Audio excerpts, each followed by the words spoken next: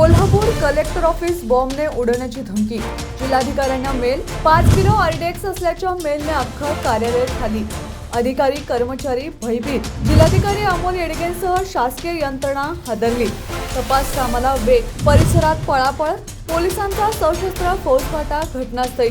नागपूर हिवाळी अधिवेशन सुरू असताना कोल्हापुरात धमकी सत्राने राज्यभर खळबळ। आलेल्या मेलचा स्रोत शोधण्याच्या तयारीत पोलीस, सायबर पोलीस हाय अलर्टवर। धमकी खरी की खोटी याबाबत तपास वेगाने सुरू, चर्चेला उधाण।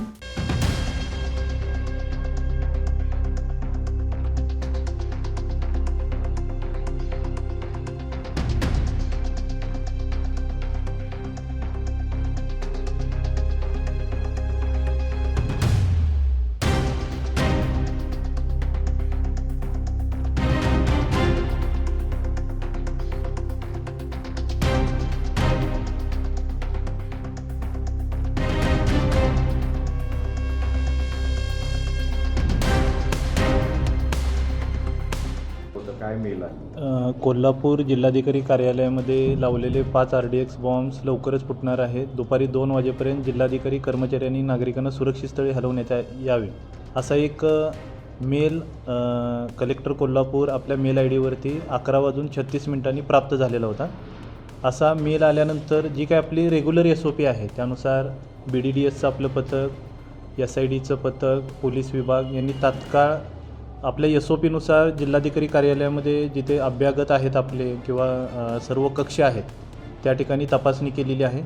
अशा पद्धतीचं कोणत्याही पद्धतीचं जे काही मेल आलेलं आहे त्या पद्धतीची परिस्थिती काही आढळून आलेली नाही। सर्व अभ्यागतांची सुरक्षा लक्षात घेऊन BDDS पथकाने सर्व तपासणी केलेली आहे। शक्यतो हा मेल आहे तो काहीतरी कोणी खोडसाळपणे केलेला असू शकतो असं सध्या निदर्शनास येते, परंतु तरीसुद्धा लोकांची सुरक्षितता लक्षात घेऊन आपण जी काही तपासणी करायची ती कार्यवाही केलेली आहे।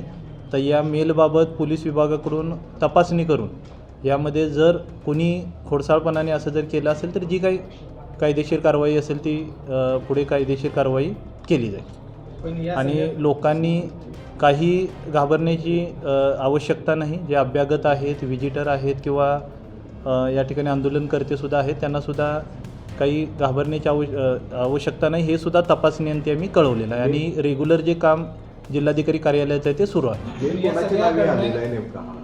मेल आता जे नाव असेल हे जर खोडसाळपणाने जर केलं असेल तर ते नाव पण बरोबर असेल असंही आपण म्हणू शकत नाही, परंतु जो काही मेल आलेला आहे तोच आम्ही आपल्याला शेअर करू। पण ज्या मेलच्या पद्धतीने जी दक्षता घ्यायची ती घेतलेली आहे आणि तसं काही परिस्थिती नाही, त्यामुळे कामसुद्धा आपलं सुरळीतपणे सुरू आहे आणि अभ्यागतांनासुद्धा आपण ते कळवलेलं आहे। पण या सगळ्या तपासणी दरम्यान हा सगळा जर परिसर असेल तर तो निर्मनुष्य करणं गरजेचं होतं। वरिष्ठ पोलीस अधिकारी देखील या ठिकाणी उपस्थित राहणं गरजेचं होतं, पण तसं कुठलेही आढळून आले नसल्यामुळं एक मॉकड्रिलचा प्रकार आहे की काय, अशा पद्धतीची एक शंका उपस्थित केली जाते। काय नेमकं वरिष्ठ पोलीस अधिकारीही जे आवश्यक असायला हवे ते BDDS SIDचे हजर होते।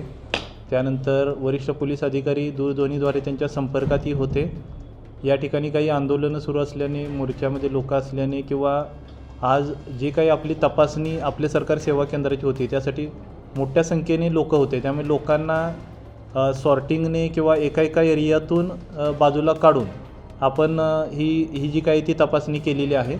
आणि मेल पाहिल्यानंतरच सुरुवातीला मेलचा कंटेंट पाहिल्यानंतर त्याच्यामध्ये किती सिरियस घ्यायचा किंवा काही याचाही विचार करण्यात आला, परंतु जी SOP जी आहे आपली त्यानुसार BDDSने तपासणी केलेली आहे आणि असं काही आढळून आलेलं नाही। त्यामुळे मी परत एकदा आपल्या माध्यमातून सर्व नागरिकांना सांगतो की कोणीही घाबरण्याची गरज नाही।